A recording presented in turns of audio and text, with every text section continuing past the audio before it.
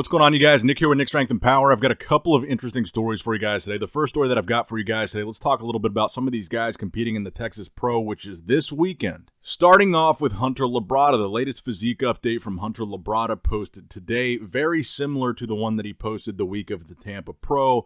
And I think there's a lot that can be said about this physique update. I think one thing that I saw a lot of people pointing out was there was some redness on the pec/delt on the side that he had the lump in his chest. So some people were speculating that maybe he was injured. I actually don't think that's the case here, because as you continue to see him pose, you can see some red marks on other parts of his body, on other muscle groups, and I think this is probably more likely just marks from soft tissue work that he had the week of the show. You can see it on both sides of his lower back there, and you can also see it in his hamstrings a little bit, so I think that's what that is, and I don't think it's an injury. Now, the other thing that I think can be said is you can compare this update to the update that he posted just a few days out from Tampa, because he pretty much runs through all the poses, and it's almost really the same update. So you can put them side by side. I'm going to put this one on the left and the Tampa one on the right. So I think the first thing that can be said is he looks really sharp here. His conditioning still looks like it's really on, and he's really ready for Texas. But if you compare it to Tampa, he's a little bit sharper, I think, than the Tampa video, but because he's sharper, he appears more depleted, and he looks a little bit flatter than the Tampa video. In the Tampa video, he's got a little bit more pop, a little bit more fullness to his muscle, but I think he's a little bit more diced in this one. And I think there's two really good reasons to point that out. Number one, that could mean he's going to be a lot better in Texas, leaner, more defined. I don't think because he looks flat here means he's going to look flat on stage, and that's the other reason why I think this is worth pointing out. I think the main criticism of Hunter, in addition to people pointing out the lump on his pec, was his midsection. And his midsection, particularly in the lower ab area, looked like it was slightly distended. And I think the reason for that was the eating at the very end of peak week to fill out for the stage. I think it was the food. And I think if that was the main criticism of him coming out of Tampa, that would be a concern here. If he looks more depleted and he looks a little bit flatter than he looked at this point in the Tampa prep, he might be eating more and refeeding more to achieve that same full look, which could lead to more distension. So I think that's the reason why people were pointing that out as well, that he looks flatter here. Well, I think he looks sharper, but he is more depleted. And could that lead to more distension when he tries to fill out for the stage? That's a possible outcome. But overall, I'm not really worried about the package that Hunter's going to bring. I think he really did deliver in Tampa. I think the midsection thing is a little bit of nitpicking. It wasn't great, but I don't think it was that bad. But I think in a situation like Texas, where he's got to go up against somebody like Andrew Jack, who has one of the best midsections in bodybuilding, arguably some of the best abs currently of any open pro bodybuilder, the midsection could be something that becomes an issue, especially if there's a chance that it could be more distended than it was in Tampa. So I think we're going to see a very consistent version of Hunter at Texas to what we saw in Tampa. I think his conditioning is going to be on point. I think he's going to bring a really good package. Again, probably going to bring one of the best packages he's ever bought. I don't think that's going to be the factor here. I'm going to be looking at his midsection next to Andrew Jack, and that's the main thing that I think a lot of people will be watching here. And that's not to say that that's going to be the deciding factor between the two of them, but it could be. Hunter and Andrew kind of gives us like an apples and oranges comparison. They've got two very different structures and just two very different physiques. But regardless, I think Hunter looks peeled to the bone here, and I think we're going to see something very competitive at the Texas Pro. Now, next up in the news, another guy competing in this weekend's Texas Pro, Carlos Thomas Jr. So Carlos sent me this picture of him. This is an actual recent picture of Carlos from 1 week out. So the video that was posted by apparently Carlos's videographer of Carlos posing, posted this week with the caption 1 week out from the Texas Pro, was not actually a 1 week out video. So either that title was just wrong or worded incorrectly. Carlos said that posing video was actually from 6 weeks out, not 1 week out. So this picture, the side chest that we have here, is the actual recent picture of Carlos Thomas Jr. And this video that we saw was from this prep. It was just 5 weeks ago, so 6 weeks out, which I think is a relief, because I was watching that video and I was looking at that caption that said 1 week out, and even I was thinking, is it really 1 week? I was kind of surprised by the conditioning that we saw from him. If that was 1 week out, I was going to be very concerned with how he's going to look on stage. And I see now that they changed actually the title of that, or the caption of that post. Now it says 5 weeks ago. Whereas you can see just a clip ago that before it said 1 week out. But anyway, You just saw the posing video of Hunter at 1 week out. Obviously, the conditioning that we're seeing from Hunter and the conditioning that we saw from Carlos in that other video is not even close. It's not even comparable. So as a fan of Carlos Thomas Jr., I'm a little bit relieved to hear that that was not a recent posing video and this side chest was, where he looks a lot more on point than he did in that video. Now, at the time that I'm recording this video, we still don't have any recent updates from Andrew Jacked, and I don't think we're going to see one until we see him on stage. So we're just going to have to wonder about how he looks right now conditioning-wise, because I think Hunter is really confident and he's really showing his conditioning. And Carlos Thomas Jr. has been posting a lot up until these last couple of weeks.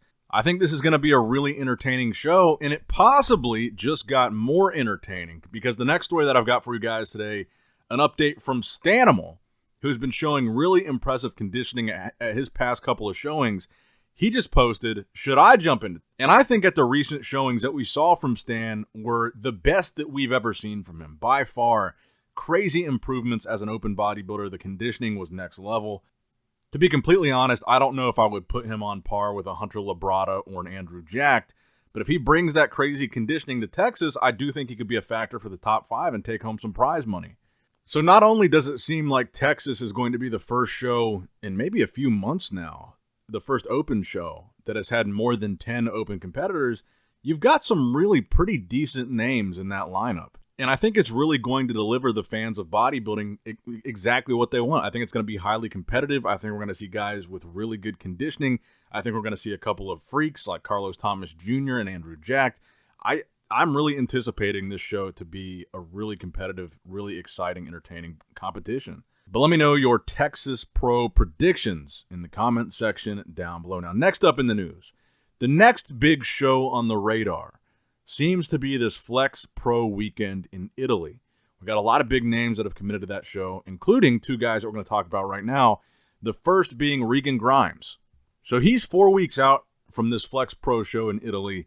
We got today a recent posing video of him, even though it was just a very short clip, and he wants you to subscribe to see the longer one. But in addition to this clip, he also posted a front double bicep and a back double bicep at 4 weeks out. And in the caption of that post, I think it's important that he says that he thinks this is the best prep he's ever experienced thus far, both mentally and physically.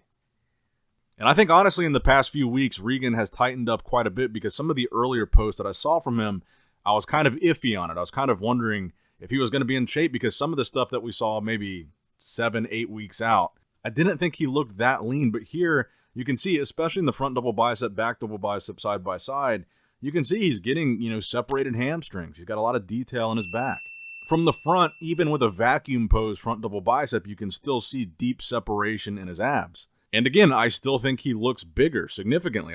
That's what I thought, when we saw those earlier updates from him, is that he did look a lot bigger, but the conditioning didn't seem to be quite there yet. So it looked like that was the goal of his prep this time around, was to come in a little bit bigger, a little bit fuller, try to get noticed a little bit more from a size standpoint. But I think he's definitely dialing it in a little bit better here at 4 weeks out. Now I'm excited to see him compete. I've always been a fan of Regan's physique, and I want to see him do well. But if he wants to win that show, and if he wants to get to the Olympia from doing that, one of the guys that he's going to have to beat there in Italy is Blessing Awodabu. And like I said, I got to give Blessing props here. He looks like significantly tighter. This is the latest posing video that we got from Blessing. And not only do I think that he looks tighter than Regan here, but I think he looks tighter at 3.5 weeks out than he did on stage the last time that we saw him compete. I think he's on track now. And I think if you're talking body parts that are a weakness, I still think the lower body it has some catching up to do. But I think the biggest weakness the last time we saw him compete was his conditioning. He was just totally off. But in this video, you can see he's got deep striations, separation in his pecs. He's got deep separation and detail in his obliques, in his abs. When he hits the back poses, you don't see those folds of skin, which indicates that he's not in shape. He's got a little bit of it, but he's got a Christmas tree almost here. He is in a lot better shape, I think, than he was at that last show.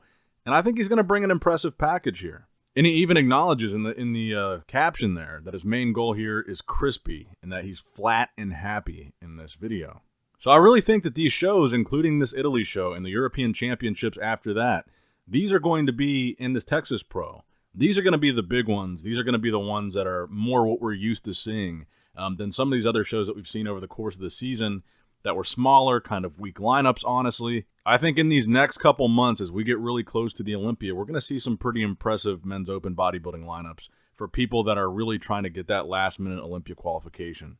Now, the final story that I've got for you guys today, another physique update from Nick Walker, this time getting closer to 11 weeks out, from the 2023 Mr. Olympia. A pretty impressive, most muscular shot in the Dragon's Lair, which has some really good goon light in their posing area, in that posing room that they've got back there.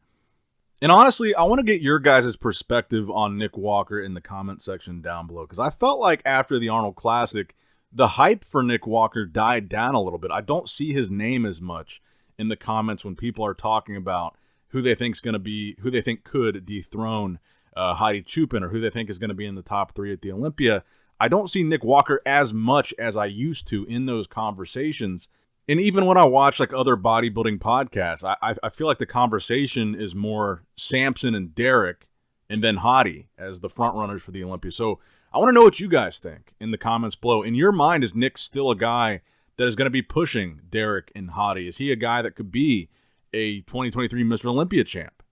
Let me know in the comments down below. Like and subscribe for more videos like this one. And as always, I love you guys. Appreciate you guys. Nick Strength and Power signing out. All right, guys, don't forget to click that like button and subscribe to this channel if you enjoy the content. Also, check out my Instagram at Nick Strength Power. My Facebook page, which is simply Nick Strength and Power. My secondary YouTube channel, Nick Strength and Vlogs, for vlogs and bonus content that you will not see on this channel. And consider subscribing to my third YouTube channel, Nick Strength and Pokemon, which is all things Pokemon and trading card games, completely unrelated to this channel. So if you're into that, give that one a look. And all links to merchandise and social media will be in the description box below. If you guys want a Nick Strength and Power t-shirt, that will be in the Shopify link below. Have a great day.